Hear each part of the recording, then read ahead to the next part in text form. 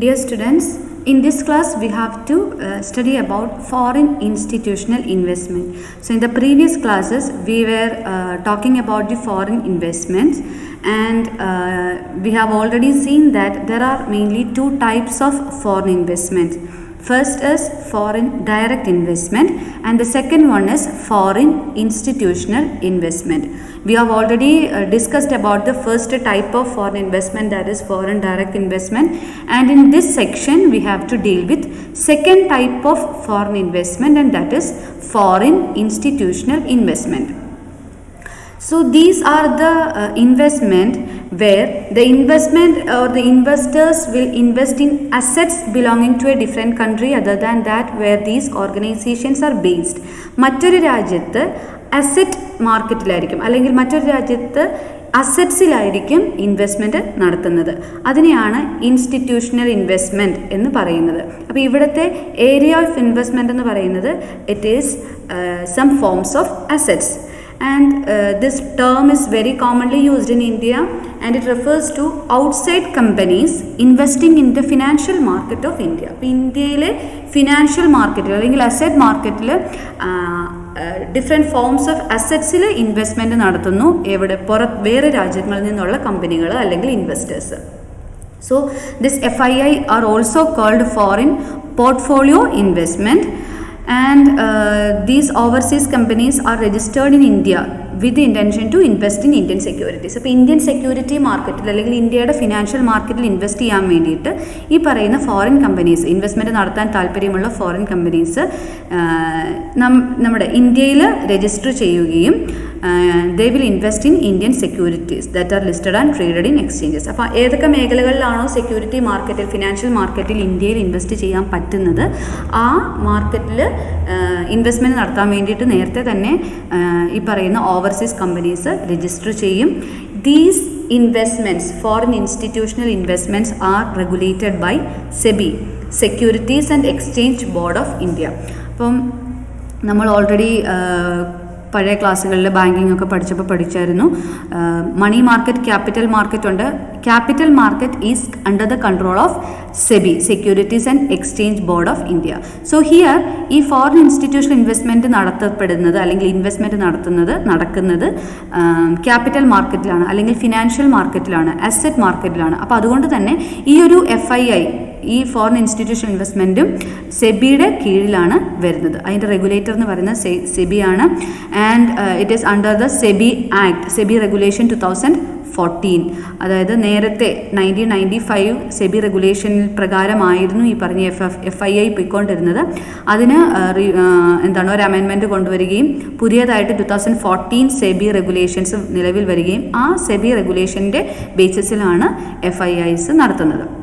ഇനി ഇവിടെ RBIക്ക് ഒരു റോളുണ്ട്, that is the ceiling of such investments. ഓരോ ഫോറിൻ ഇൻസ്റ്റിറ്റ്യൂഷണൽ ഇൻവെസ്റ്റ്മെൻറ്റ്സും നടത്തുമ്പം അതിൻ്റെ സീലിംഗ്, മാക്സിമം ലിമിറ്റ് എത്ര വരെ ഇൻവെസ്റ്റ്മെൻറ്റുകൾ നടത്താം എന്ന് തീരുമാനിക്കുന്നതും എന്ന് കൃത്യമായിട്ട് റെഗുലേറ്റ് ചെയ്യുന്നതും ആ സീലിംഗ് ലിമിറ്റ് കീപ്പ് ചെയ്യുന്നത് അത് RBI ആണ്. ഈ സീലിംഗ് മെയിൻറ്റെയിൻ ചെയ്യുന്ന ഉത്തരവാദിത്വം RBIയിലാണ്. So according to the regulation of RBI, അപ്പോൾ ഈ ഒരു സീലിംഗ് ലിമിറ്റ് എന്ന് പറയുന്നത് overall investment for FII is only 24% of the paid up capital of Indian companies. Indian കമ്പനീസിൻ്റെ പെയ്ഡ് അപ്പ് ക്യാപിറ്റലിൻ്റെ, ഇന്ത്യൻ കമ്പനീസിൻ്റെ ക്യാപിറ്റലിൻ്റെ 24% മാത്രമേ ഫോറിൻ ഇൻസ്റ്റിറ്റ്യൂഷണൽ ഇൻവെസ്റ്റ്മെൻറ്റിന് വേണ്ടിയിട്ട് അലൗ ചെയ്തിട്ടുള്ളൂ. ഇനി പബ്ലിക് സെക്ടറിലോട്ട് വരുവാണെങ്കിൽ അത് 24% ഇല്ല, 20% പെയ്ഡ് അപ്പ് ക്യാപിറ്റലെ ഈ പറയുന്ന FIIക്ക് അനുവദിച്ചിട്ടുള്ളൂ. ഇനി ചില സാഹചര്യങ്ങളിൽ സ്പെഷ്യലായിട്ടുള്ള ബോർഡ്, ജനറൽ ബോഡി അപ്രൂവലൊക്കെ വെച്ചുകൊണ്ട് സ്പെഷ്യൽ റെസൊല്യൂഷൻ പാസ് ചെയ്യും. അങ്ങനെയുള്ള സ്പെഷ്യൽ പെർമിഷൻ അല്ലെങ്കിൽ സ്പെഷ്യൽ റെസൊല്യൂഷൻ്റെ ബേസിസിൽ മാത്രം പബ്ലിക് സെക്ടറിലും ചില പർട്ടിക്കുലർ സെഗ്മെൻറ്റിൽ 24% വരെ ഫോറിൻ ഇൻസ്റ്റിറ്റ്യൂഷണൽ ഇൻവെസ്റ്റ്മെൻറ്റ് RBI അനുവദിച്ചിട്ടുണ്ട്. So that is the ceiling limit prescribed by the Reserve Bank of India. So this FII play a very important role in any economy, and these foreign investors, they are the big companies such as investment banks, mutual funds, etc., who invest considerable amount of money in Indian market. അപ്പോൾ Indian മാർക്കറ്റിൽ കാര്യമായിട്ടുള്ള ഒരു investment നടത്തുന്ന foreign വലിയ big international കമ്പനികളാണ് ഈ പറയുന്ന foreign ഇൻവെസ്റ്റ്മെൻറ്റുകൾ Indian മാർക്കറ്റിൽ നടത്തുന്നത്. So by buying the securities of these big players, market tends to move upward. അപ്പോൾ നമ്മൾ ഇന്ത്യൻ ഇക്കോണമിയെ സംബന്ധിച്ച് ഇതുപോലുള്ള foreign big international companies, international foreign players, അവരുടെ ഒരു എന്താണ് ഇൻവെസ്റ്റ്മെൻറ്റ് വരുമ്പോൾ നമ്മുടെ ക്യാപിറ്റൽ മാർക്കറ്റിനൊരു അപ്വേർഡ് ട്രെൻഡ്, അല്ലെങ്കിൽ നമ്മുടെ ക്യാപിറ്റൽ മാർക്കറ്റിന് അതൊരു എന്താണ് പറയുന്നത് പോസിറ്റീവായിട്ടുള്ള ഒരു ഇമ്പാക്റ്റാണ് പലപ്പോഴും നമുക്ക് കാണാനായിട്ട് പറ്റുന്നത്.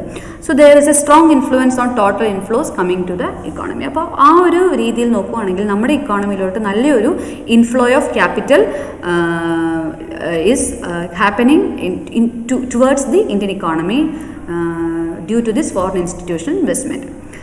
And some of the features of foreign institutional investment, it says that SEBI registration holds their registration for maximum of 5 years. അപ്പോൾ നമ്മൾ നേരത്തെ പറഞ്ഞു ഇന്ത്യൻ കമ്പനീസിൽ ഫോറിൻ കമ്പനീസ് ഇൻവെസ്റ്റ് ചെയ്യാൻ താല്പര്യമുള്ള foreign companies first they will register in Indian companies or they will make registration with regard to SEBI.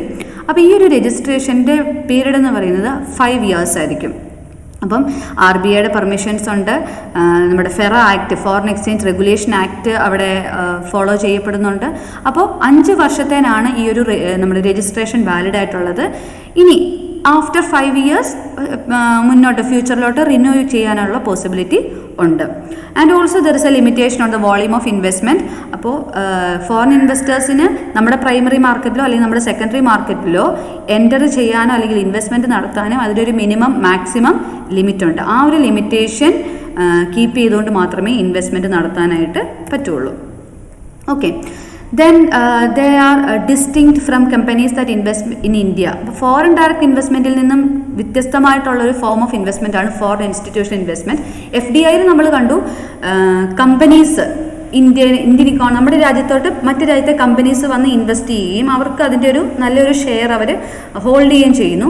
Foreign portfolio investment എന്ന് പറയുന്നത് ശരിക്കും they are considered as investment vehicles, investment വാഹകരാണ്. Investment ഇങ്ങോട്ട് കൊണ്ടുവരുന്ന ഒരു source, ഒരു മീഡിയമാണ് ശരിക്കും ഈ ഫോറിൻ ഇൻസ്റ്റിറ്റ്യൂഷൻ ഇൻവെസ്റ്റ്മെൻറ്റ് എന്ന് പറയുന്നത്.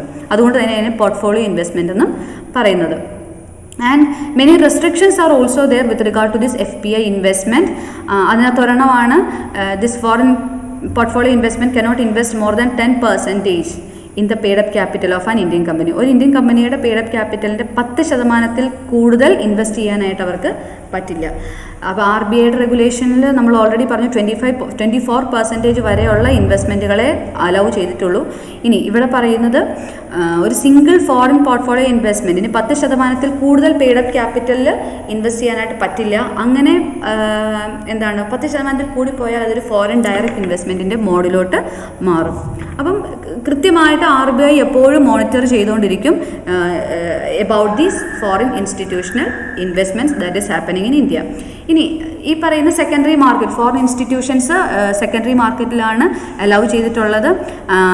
Secondary market in the sense that bond market, stock market, hedge funds, insurance company, pension fund, investment bank, mutual fund, then foreign exchange, commodities etcetera. അപ്പോൾ ഇങ്ങനെയുള്ള മേഖലകളിൽ അല്ലെങ്കിൽ ഈ ഒരു സെക്കൻഡറി മാർക്കറ്റ് ഏരിയാസിലാണ് ഫോറിൻ ഇൻസ്റ്റിറ്റ്യൂഷൻ ഇൻവെസ്റ്റ്മെൻറ്റ്സ് നമുക്ക് നടത്താനായിട്ട് അലൗബിൾ ആയിട്ടുള്ളത്.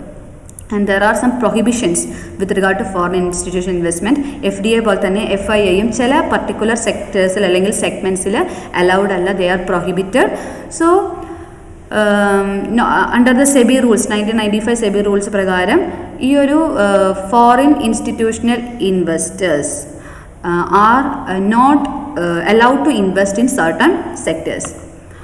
സോ എവിടെയൊക്കെയാണ്, ഏതൊക്കെ ആക്ടിവിറ്റീസിലാണ് FII അലൗഡ് അല്ലാത്തത്? Nidhi company, trading and transferable development rights, construction of business, real estate business, agriculture activities, ഇങ്ങനെയുള്ള മേഖലകളിലൊന്നും ഫോറിൻ ഇൻസ്റ്റിറ്റ്യൂഷൻ ഇൻവെസ്റ്റ്മെൻറ്റ്സ് അലൗ ചെയ്തിട്ടില്ല. And we have to just look upon the advantages and disadvantages with regard to this foreign institutional investments. First is it will allow short term as well as long term capital of the country. നമ്മുടെ short term capital അല്ലെങ്കിൽ long term capital inflow possible ആകുന്നതിൻ്റെ ഒരു പ്രധാന source എന്ന് പറയുന്നത് ഈ foreign institution investment ആണ്. ഇനി എക്സിറ്റും എൻട്രിയും ഈസി ആയിട്ട് തന്നെ, പ്രത്യേകിച്ച് നമ്മൾ FDI പറഞ്ഞ പോലെ ഓട്ടോമാറ്റിക് റൂട്ട്, ഗവൺമെൻറ് റൂട്ട് എന്ന് പറയുന്നു, അല്ലെങ്കിൽ പെർമിഷൻ മേടിക്കേണ്ടതായിട്ടുള്ള ഒരു കോംപ്ലിക്കേഷൻസ് ഒന്നുമില്ല. എക്സിറ്റ് എൻട്രി ഈസിയാണ്. പിന്നെ ദർ ഇസ് നോ ഓണർഷിപ്പ്. പ്രത്യേകിച്ച് അവിടെ ഒരു ഓണർഷിപ്പോ അല്ലെങ്കിൽ അഡ്മിനിസ്ട്രേറ്റീവ് കൺട്രോളോ ഒന്നും ഈ FIIയിൽ ഇല്ല. അവർ ഇവിടെ വന്ന് ഇൻവെസ്റ്റ് ചെയ്യുന്നു, അതിൻ്റെ ലാഭം എടുക്കുന്നു, അവർക്ക് അതിൻ്റെ ഒരു പ്രോഫിറ്റ് എൻജോയ് ചെയ്യാൻ പറ്റുന്നു എന്നല്ലാണ്ട് അതിൽ കൂടുതലായിട്ടൊരു ഓണർഷിപ്പോ അല്ലെങ്കിൽ ഒരു അഡ്മിനിസ്ട്രേറ്റീവ് കൺട്രോളോ ഒന്നും ഈ ഒരു FII വഴി നടക്കില്ല. Then investors usually prefer equity over ഡെപ്റ്റ്. ഇക്വിറ്റിയാണ് പലപ്പോഴും ഡെപ്റ്റ് സിറ്റുവേഷനേക്കാളും അവർ പ്രിഫർ ചെയ്യുന്നത്. അങ്ങനെ വരുമ്പോൾ ഒരു റീപേയ്മെൻറ്റ് ഒബ്ലിഗേഷൻ ഒന്നും വരില്ല. ഇൻവെസ്റ്റേഴ്സിനെ സംബന്ധിച്ച് ഇക്വിറ്റി പ്രിഫർ ചെയ്യുന്നതാണ് നല്ലത്. അപ്പോൾ അങ്ങനെ വരുമ്പം പ്രോഫിറ്റബിൾ അല്ലെങ്കിൽ വരുന്ന പ്രോഫിറ്റിൻ്റെ ഒരു ഷെയർ അവർക്ക് എൻജോയ് ചെയ്യാം. അതല്ലാണ്ട് ഒരു ഡെപ്റ്റ് സിറ്റുവേഷൻ അവിടെ വരുന്നില്ല, അല്ലെങ്കിൽ ഒരു റീപേയ്മെൻറ്റ് ഒബ്ലിഗേഷൻ അവിടെ വരുന്നില്ല. അപ്പോൾ അതുകൊണ്ട് തന്നെ it helps to maintain and improve the capital structure of the company. Then a positive effect on competition. Financial മാർക്കറ്റിൽ ഒരു ഹെൽത്തി കോമ്പറ്റീഷൻ മെയിൻറ്റെയിൻ ചെയ്യാനായിട്ട് സാധിക്കും. ക്യാപിറ്റൽ മാർക്കറ്റിൽ ഫിനാൻഷ്യൽ ഇന്നവേഷൻ, ഫിനാൻഷ്യൽ മേഖലയിൽ പലതരത്തിലുള്ള പുതുമകളും പുതിയ പുതിയ ആശയങ്ങളും പുതിയ പുതിയ ഇന്നവേഷൻസും ഇൻട്രൊഡ്യൂസ് ചെയ്യപ്പെടാനായിട്ട് സാധിക്കുന്നു. And these institutions, foreign institutional investment, these institutions are managed or controlled by experts or professionals. Asset managers അല്ലെങ്കിൽ പ്രൊഫഷണൽ ആയിട്ടുള്ള അനലിസ്റ്റുകളായിരിക്കും ഇത് മാനേജ് ചെയ്യുന്നത്. അതുകൊണ്ട് തന്നെ വളരെ എഫിഷ്യൻ്റ് ആയിട്ടും വെൽ റൺ ചെയ്യുന്ന ഒരു ഇൻസ്റ്റിറ്റ്യൂഷൻ തന്നെയായിരിക്കും ഈ പറയുന്ന FII ഇൻവെസ്റ്റ്മെൻറ്റ് എന്ന് പറയുന്നത്. And also it increases the growth rate of investment. പലതരത്തിലുള്ള ഇൻവെസ്റ്റ്മെൻറ്റുകൾ ഇൻക്രീസ് ചെയ്യാനും ടോട്ടലായിട്ട് നമ്മുടെ ഇൻവെസ്റ്റ്മെൻറ്റ് ഗ്രോത്ത് റേറ്റ് ഇൻക്രീസ് ചെയ്യാനും ഈ FII സഹായിക്കുന്നുണ്ട്. Development project, economic and social infrastructure ഇതെല്ലാം ഡെവലപ്പ് ചെയ്യും. അതിൻ വഴി രാജ്യത്തിൻ്റെ total production and employment will increase and as A result income level of the people will also increase. Now the disadvantages. So short term returns ആണ് പലപ്പോഴും FIIയിൽ നിന്നും FII കൂടുതൽ depend ചെയ്യുന്നത് അല്ലെങ്കിൽ ഫോക്കസ് ചെയ്യുന്നത് ഷോർട്ട് ടേം റിട്ടേൺസ് ആണ്. അപ്പോൾ അതുകൊണ്ട് തന്നെ ഇൻവെസ്റ്റ്മെൻറ്റ് തിരിച്ചെടുക്കുമ്പം ബാങ്ക്സിനൊരു ഫണ്ട് ഷോർട്ടേജ് വരാനുള്ള സാധ്യതയുണ്ട്. ദെൻ ഈ ഒരു FII ഫുള്ളി കൺട്രോൾ ചെയ്യുന്നത് ഇൻവെസ്റ്റേഴ്സ് തന്നെയാണ്. അപ്പോൾ ഒരു സഡൻ ആയിട്ടുള്ള ഒരു ഔട്ട്ഫ്ലോ, പെട്ടെന്ന് ഇവിടുന്ന് തിരിച്ചുപോക്ക് വന്നു കഴിഞ്ഞിട്ടുണ്ടെങ്കിൽ നമ്മുടെ മാർക്കറ്റിൽ പെട്ടെന്ന് നമ്മൾ തൊട്ട് മുന്നേ പറഞ്ഞാൽ തന്നെ ഷോർട്ട് ടേമിൽ അല്ലെങ്കിൽ കുറച്ച് കാലം കഴിയുമ്പോൾ തന്നെ പെട്ടെന്ന് ഒരു ഔട്ട്ഫ്ലോ വന്നു കഴിഞ്ഞിട്ടുണ്ടെങ്കിൽ പെട്ടെന്ന് നമുക്കൊരു സഡൻ ഫണ്ട് ഷോർട്ടേജ് ഫീൽ ചെയ്യും. Then inflation is A major disadvantage because foreign investment അല്ലെങ്കിൽ ഫോറിൻ ഇൻസ്റ്റിറ്റ്യൂഷൻ ഇൻവെസ്റ്റേഴ്സ് പെട്ടെന്ന് ഹ്യൂജായിട്ട് അവരുടെ ഒരു ഇൻഫ്ലോ വരുമ്പോഴത്തേക്കും നമ്മുടെ ഇന്ത്യൻ കറൻസിയുടെ ഡിമാൻഡ് വളരെയധികം ഇൻക്രീസ് ചെയ്യുകയും അതിൻ്റെ ഭാഗമായിട്ട് സപ്ലൈ ഓഫ് മണി അല്ലെങ്കിൽ RBI കൂടുതൽ മണി പമ്പ് ചെയ്യേണ്ട വരും ഇക്കോണമിയിലോട്ട്. അപ്പോൾ അങ്ങനെ വരുമ്പോൾ സപ്ലൈ ഓഫ് മണി ഇൻക്രീസ് ചെയ്യും അല്ലെങ്കിൽ ലിക്വിഡിറ്റി ഇൻക്രീസ് ചെയ്യുന്നതിൻ്റെ ഭാഗമായിട്ട് ഇൻഫ്ലേഷൻ സിറ്റുവേഷൻ പലപ്പോഴും വരാനുള്ള പോസിബിലിറ്റി ഈ പറയുന്ന FIIയുടെ ഭാഗത്ത് നിന്ന് അല്ലെങ്കിൽ ഫോറിൻ ഇൻസ്റ്റിറ്റ്യൂഷൻ ഇൻവെസ്റ്റ്മെൻറ്റിൻ്റെ ഫലമായിട്ട് ഇൻഫ്ലേഷൻ സിറ്റുവേഷൻ ഇക്കോണമിയിൽ വരാനുള്ള പോസിബിലിറ്റി ഉണ്ട്. അതുപോലെ തന്നെ എക്സ്പോർട്ട് സെക്ടർ എടുക്കുകയാണെങ്കിൽ ഒരു നെഗറ്റീവ് ഇമ്പാക്റ്റ് FII എക്സ്പോർട്ട് മാർക്കറ്റിൽ വരുത്തുന്നുണ്ട്. അതും ഈ പറഞ്ഞ പോലെ ഇൻഫ്ലോ ഓഫ് ഫോറിൻ ഇൻവെസ്റ്റ്മെൻറ്റ് വരുമ്പോഴത്തേക്കും നമ്മുടെ റുപ്പി കറൻസി അപ്രീസിയേഷൻ സംഭവിക്കുകയും എക്സ്പോർട്ട് കൂടുതൽ എക്സ്പെൻസീവ് ആകും. എക്സ്പോർട്ട് എക്സ്പെൻസീവ് ആകുമ്പം എന്താ സംഭവിക്കുക, അതായത് നമ്മുടെ ഇവിടെ നിന്നുള്ള പ്രോഡക്റ്റ് മറ്റൊരു രാജ്യത്തോട്ട് പോകുമ്പം അവർ കൂടുതൽ പേയ്മെൻറ്റ് നടത്തണം. അപ്പോൾ ഓട്ടോമാറ്റിക്കലി എക്സ്പോർട്ടിൻ്റെ ഡിമാൻഡ് കുറയും. അപ്പോൾ ഡിമാൻഡ് കുറയുമ്പം എക്സ്പോർട്ട് ഗുഡ്സ് കുറയാനുള്ള എക്സ്പോർട്ട് കുറയും. അത് നമ്മുടെ കോമ്പറ്റീഷൻ അല്ലെങ്കിൽ നമ്മുടെ ഒരു കോമ്പറ്റേറ്റീവ് നേച്ചറിനെ അഫക്റ്റ് ചെയ്യാനുള്ള പോസിബിലിറ്റി ഉണ്ട്. അപ്പോൾ എക്സ്പോർട്ട് മാർക്കറ്റിനെ നെഗറ്റീവായിട്ട് അഫക്റ്റ് ചെയ്യും if there is N appreciation of currency and as A result if the export becomes expensive. Export expensive ആയി കഴിഞ്ഞിട്ടുണ്ടെങ്കിൽ അതിൻ്റെ ഡിമാൻഡ് കുറയും. So these are the disadvantages of FIIs. So this is all about foreign institutional investment. അപ്പോൾ നമ്മുടെ economic റീഫോംസിൻ്റെ ഭാഗമായിട്ട് LPG policy, liberalisation, privatisation, globalisation പോളിസിയുടെ ഒക്കെ ഭാഗമായിട്ട് വന്ന ഫോറിൻ ഇൻവെസ്റ്റ്മെൻറ്റിൻ്റെ പ്രധാനപ്പെട്ട രണ്ട് ഘടകങ്ങളാണ് അല്ലെങ്കിൽ രണ്ട് കമ്പോണൻസ് ആണ് ഫോറിൻ ഡയറക്റ്റ് ഇൻവെസ്റ്റ്മെൻറ്റും നമ്മളിപ്പോൾ പറയുന്ന foreign institutional investments. Thank you.